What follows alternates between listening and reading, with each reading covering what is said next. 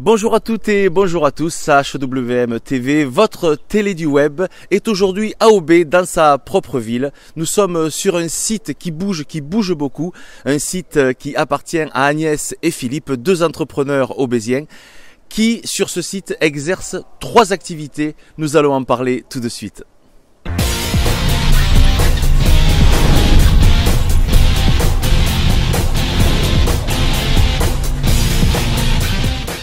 Voilà, chose promise, chose due, nous nous retrouvons donc avec Philippe, responsable de S2 Concept. Alors parle-nous un petit peu de cette entreprise. Alors bonjour et merci de votre visite.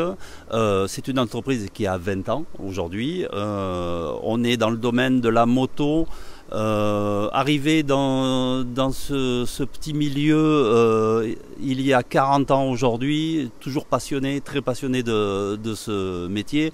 Donc on a évolué sans cesse et aujourd'hui on a encore fait une nouvelle activité d'usinage parce qu'on avait un gros besoin et il fallait prendre des décisions pour l'évolution de la société. Tout à fait. Alors concrètement, quelle est l'activité de cette société ? Alors nous, à la base, on est des créateurs. On conçoit des pièces qu'on met en commercialisation directement. Des pièces de carénage? Des pièces de carénage, de moto en tout genre. Ça peut aller de la commande reculée, du support d'étrier, plein de petites pièces périphériques qui vont autour de la moto. D'accord, très très bien. Alors, il y a une personne qui travaille avec toi. Alors, c'est une nouvelle recrue, Polo, on s'est rencontrés il y a 1 an, ça a matché de suite, donc il est venu nous rejoindre et c'est avec lui qu'on a créé la division Usinage Concept. D'accord, très bien. Alors, rentrons un petit peu dans le vif du sujet. Quels sont les métaux que vous utilisez ? Alors on peut utiliser tous les métaux dans l'usinage, que ce soit du laiton, du bronze, de l'alu, différentes qualités bien sûr, inox, acier, du pic, etc. Nos limites. Nos limites. Nos limites. Alors une autre question, à partir de quelle quantité peut-on envisager la fabrication d'une pièce ? Je suppose qu'il y a un minimum. Oui. Alors nous, on n'est pas spécialisé dans la grande série. Si vous avez besoin de 2000, 3000, 4000 pièces, c'est pas notre cœur de métier. Mais raisonnablement de 1 à 100, on est tout à fait très ouvert sur ce marché. D'accord, très très bien. Alors on m'a demandé, puisqu'on en parlait justement, à Polo Faria de nous rejoindre, qui est usineur de métier. Bonjour Polo. Tout à fait, bonjour. Bon. Alors, est-ce que tu peux, je te tutoie, oui, voilà. Ouais. On est aubésien, moi je suis pas vraiment aubésien, mais un petit peu de cœur. Raconte-nous un petit peu ton parcours dans ce métier d'usinage fraisage. Alors moi j'ai commencé en 90. Alors j'ai commencé à l'époque l'aérospatiale, aujourd'hui Airbus. J'y suis resté 2 ans et demi, puis c'était un petit peu compliqué, c'était beaucoup de séries, donc c'était pas vraiment ce qui me passionnait. Très vite, j'ai changé, je suis parti dans la compétition automobile, donc j'ai travaillé pour... Passionné d'auto, moto aussi ? Moto, et donc j'y suis resté jusqu'en 2018, donc la compétition automobile pour Renault F1, Citroën Sport, Dassault Aéronautique aussi. Et puis en 2018, j'avais toujours dit qu'un jour, tout le savoir-faire acquis dans ces milieux de pointe, je l'amènerai à ma passion, la moto. Et puis j'ai rencontré Philippe et voilà, les choses se sont faites. Tout naturellement, on va dire. Je crois que c'est la vie des fois fait des opportunités qui sont fantastiques. Rien qu'à voir leur visage, on voit qu'ils sont pas malheureux, on voit qu'ils sont bien comme des poissons dans l'eau, on va dire. Alors, est-ce que tu peux nous parler des machines dont la société est équipée ? Alors aujourd'hui, on a investi dans 2 machines. Un tour 4 axes, un tour de marque Wacheon avec une armoire Fanuc, donc c'est de la machine haut de gamme. Les initiés comprendront. Voilà. Tout à fait, donc on est sur un tour 4 axes et sur une fraiseuse aussi en 4 axes avec une table où on peut travailler en 4 axes positionnés et en 4 axes continus. Voilà. Hier, je suis venu faire un petit tour pour un petit peu préparer cette émission et j'ai vu qu'il fallait être quand même un bon informaticien parce qu'il y a quand même beaucoup, comme aujourd'hui dans beaucoup de domaines, le métier a beaucoup changé. Ah, le métier a changé aujourd'hui. Informaticien, c'est pas le mot, mais faut savoir programmer. Ouais. Donc le langage ISO sur les machines, faut le connaître. Après, on a des logiciels pour nous aider à la programmation. Là, c'est vrai parce que quand vous avez conservé d'anciennes machines, quand on les compare, hier vous m'avez dit ce sont les grands-parents de celles-là, et c'est vrai que quand on compare, ça n'a vraiment plus rien à voir aujourd'hui. Ah non, aujourd'hui ça n'a plus rien à voir. Le métier de fraiseur, là où avant sur les anciennes machines, ce qu'on appelle des machines conventionnelles, il fallait 10 gars dans une usine. Aujourd'hui, une machine comme celle dont on a qu'on a investi suffit.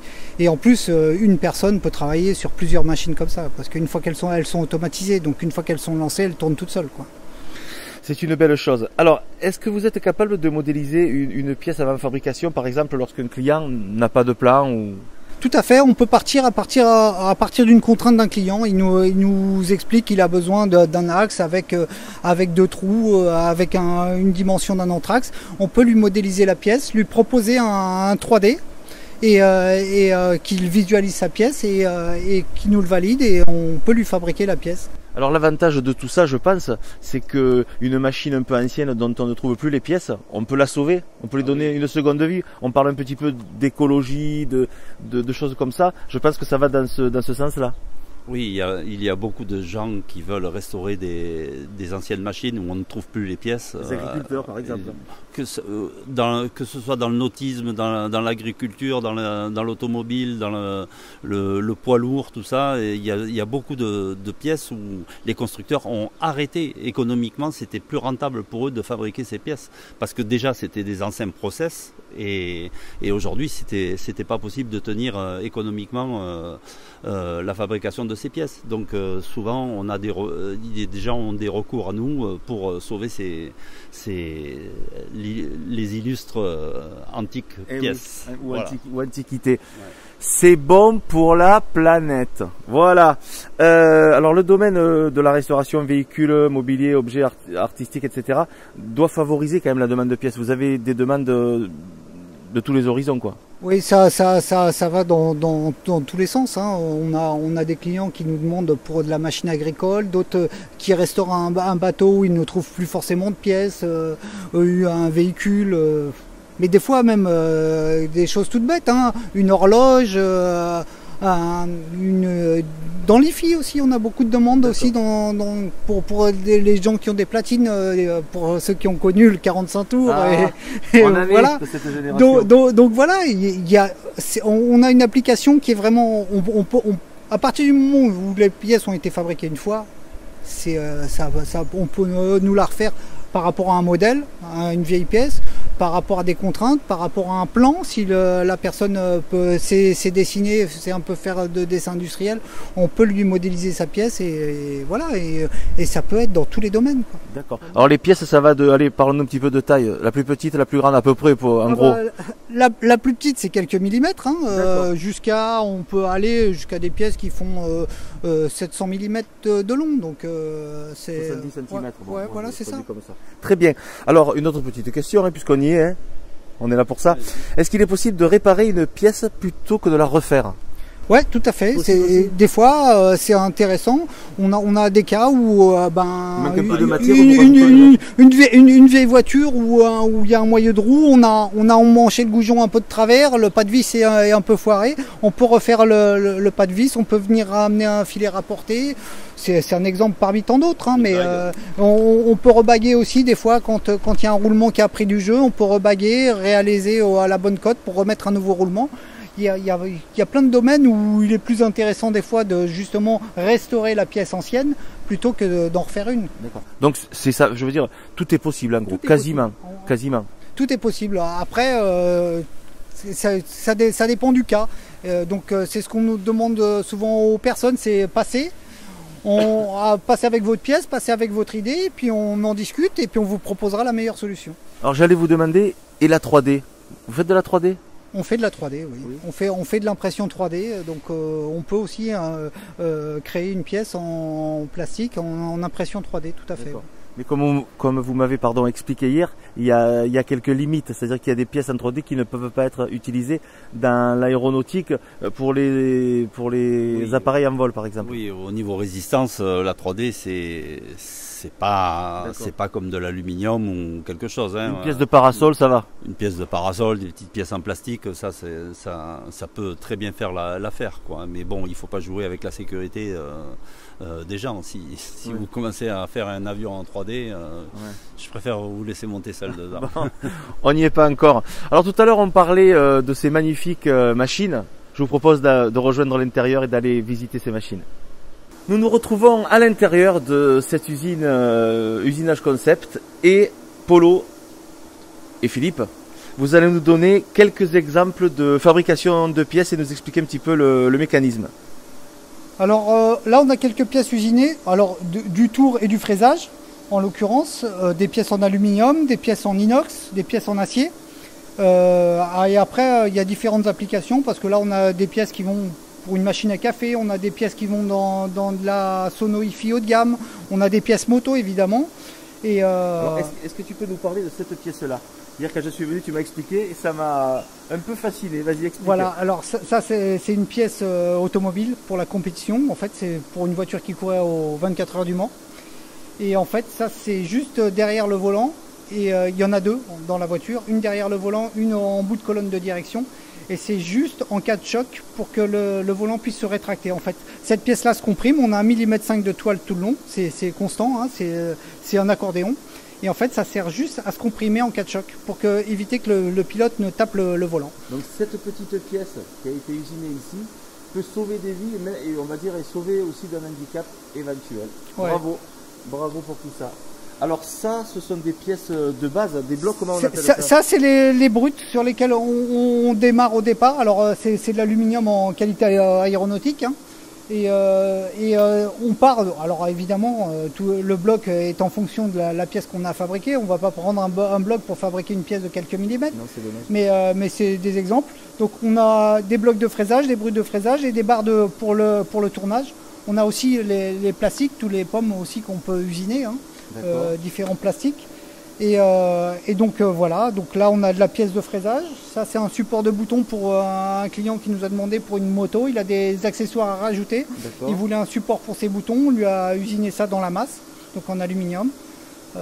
Voilà, on a des façades en pièces de fraisage, toujours des façades pour l'hi-fi, pareil, hein, c'est pour de l'hi-fi haut de gamme. Donc on nous demande des façades, le client nous demande des façades, on lui fabrique des façades pour ses amplis et ces différentes choses. Au millimètre.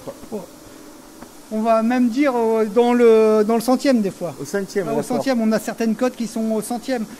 Sur des supports d'étrier comme ça, ça tient les freins. Donc les cotes, faut qu'elles soient quand même bien respectées. Voilà. Après, c'est des poignées de porte, non? C'est presque ça. C'est des pieds de sono pour l'hi-fi. Et en fait, la contrainte, c'est qu'il faut qu'il soit fixé et faut ça tienne que sur un point pour éviter les vibrations. D'accord. Alors en fait, donc on leur a fait une goutte d'eau qu'on leur a proposée, qu'ils ont validée, qui viennent poser. Ça repose sur un point. Et en plus, vous êtes des créateurs, des conseillers. C'est ça qui est bien. Alors, on a vu ces pièces finies, on va dire. Maintenant, on pourrait aller voir un petit peu carrément la machine. Allez, on se rejoint à la machine. Nous sommes devant donc une fraiseuse, voilà. Est-ce que tu peux nous expliquer, Polo, le fonctionnement? Alors le fonctionnement d'une fraiseuse, c'est très simple. Hein. La pièce est fixe et fixée sur une table. C'est l'outil qui tourne et c'est l'outil qui vient découper la matière en fait. Donc que ce soit des forêts, des fraises en l'occurrence. Et on part d'un brut. Donc le brut, on l'a là. On part de ça et donc à l'arrivée, en cours d'usinage, voilà, on usine une pièce, on vient tourner autour, c'est ce qu'on a à l'écran là. C'est en l'occurrence là un des ports de platine de commande reculée. D'accord. Voilà.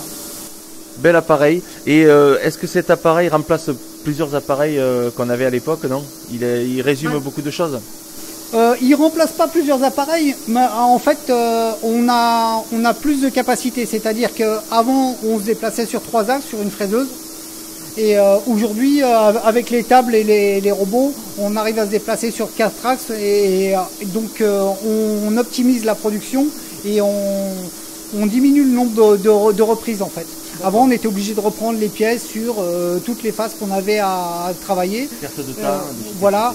Donc aujourd'hui, on peut travailler sur une phase, s'incliner, travailler sur l'autre phase, s'incliner, venir travailler sur la troisième phase et ainsi de suite, quoi. Magnifique. On va voir celle-là? On va voir le tour. Toujours chez Usinage Concept, nous nous retrouvons ce coup-ci vers la machine qu'on appelle un tour. Voilà. Alors un tour 4 axes, alors là pour le coup celle-ci remplace pas totalement, mais aide et remplace certaines opérations qu'on avait avant à faire en fraisage. C'est-à-dire que c'est un tour 4 axes, des opérations qu'avant on aurait été obligé de reprendre sur la première machine qu'on a vue. Aujourd'hui on peut les faire entièrement sur cette machine-là. Si on a un scipan, un perçage décalé à faire, des plats à faire, voilà, on les fait directement en place sur la machine. Alors là, le principe, je pense qu'il est un peu le même que là-bas, sauf que là, la pièce en elle-même peut être en mouvement. Voilà. Là, le principe du tour, c'est que c'est la pièce qui tourne et l'outil qui est fixe. Ah voilà. C'est l'inverse de l'autre. Après, quand on fait des opérations de fraisage, forcément, là, la pièce s'arrête, le mandrin s'arrête et les outils motorisés viennent prendre le relais pour faire du fraisage. Mais le principe du tour, c'est la pièce qui tourne et l'outil qui est fixe.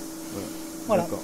Très très bien. Et là c'est pareil, tu peux visualiser avant de réaliser la pièce, tu peux visualiser si le résultat à l'avance et voir si ça convient. On a exactement le même logiciel que sur l'autre. D'accord. Où on peut visualiser, on peut voir un petit peu les différentes opérations qu'on effectue. Donc là on a un bac avec les récupérations des copeaux de tournage, c'est des copeaux d'aluminium. Qu'on va séparer et après on a les différents bacs pour les différents copeaux, que ce soit l'acier ou le plastique, et même les chutes de matière on les récupère aussi. Donc ça c'est les chutes après fabrication des pièces, voilà, on récupère aussi les chutes qu'on envoie aussi au recyclage.